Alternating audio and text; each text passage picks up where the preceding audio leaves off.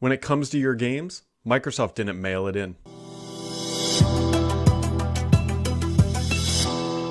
If there is one legacy that Microsoft has created over the Xbox generations, it's that the games that you have already owned or played will come with you as you upgrade your console. Microsoft has done a very good job over the years, and they've made it not so much about generations, but as your gaming experience. That is the Xbox legacy. Yes, Halo is there too, but I personally think it's that backwards compatibility is at the heart of everything Microsoft does. This includes things like on their desktops and just across all of the company. Backwards compatibility has always been a key feature of the Microsoft brand, and that is no different with the Xbox. And for the next generation with the Series S and X, Microsoft absolutely did not mail it in. While Sony has been a little indifferent about it, they first said, hey, we believe in generations and your backwards compatibility may not really be there, to all of a sudden saying, hey, look, all these titles just magically work, meaning it was purely a software thing and that they were artificially going to limit it.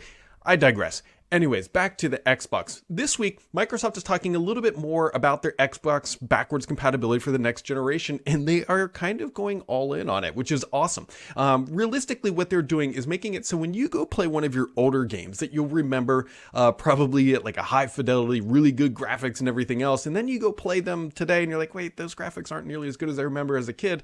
Microsoft is kind of sort of solving that problem because they are upscaling and improving every single game for their backwards compatibility titles. And they're not doing this with boost modes or downclocking or anything else.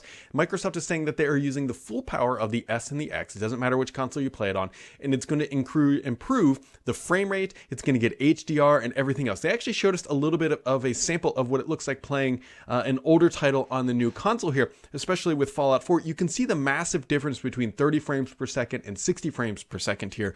Just a much smoother experience, and it just looks better. And it's probably honestly how you remember playing the game, which is going to be the key here, is that you're going to fire up an old title and it's not going to look dated. It's going to look like it's running on a modern console at a modern frame rate. And that is going to be key here, that I think that Microsoft is going to help differentiate some of their backwards compatibility titles. And for all the titles, they're also going to be turning on HDR. Now, Microsoft sort of kind of did this with the Xbox One X, but now across the board, they're going to be improving visual fidelity across all of the titles, which again, just means going back and playing your older games is just going to make it better. Personally, I am most excited about the double frame rate because once you experience 60 frames per second, you really can't go back, and it becomes painfully obvious. Now, you know, the computer side, the desktop space has always benefited from higher frame rates. That has been one of the primary reasons you play on PC. And when you're playing on a console, if you're used to 30 frames per second, yeah, it's not as good, but you're just used to it and it's fine.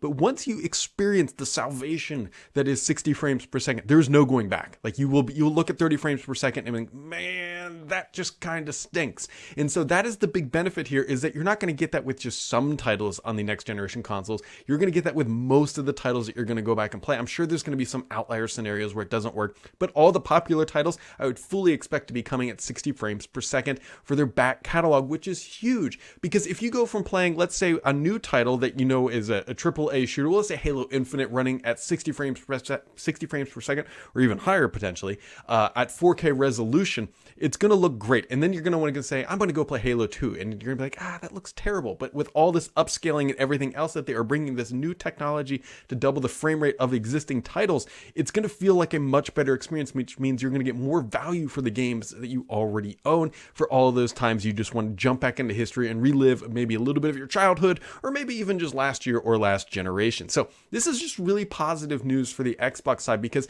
Microsoft could have just said, you know what, all your games are there. 30 frames per second is fine. If you want something better, just go buy a new game, go buy a new title, and you'll get that experience. But they really didn't. They've truly put in a ton of effort to apply auto HDR, improve the frame rate, and then of course you're going to get the improved benefits from the much faster SSD. So the load times and everything else that you get in a modern console are just going to translate over along with the share experience and everything else. The point of this is that Microsoft put a considerable amount of effort into backwards compatibility. They truly, genuinely cared and didn't just mail it in.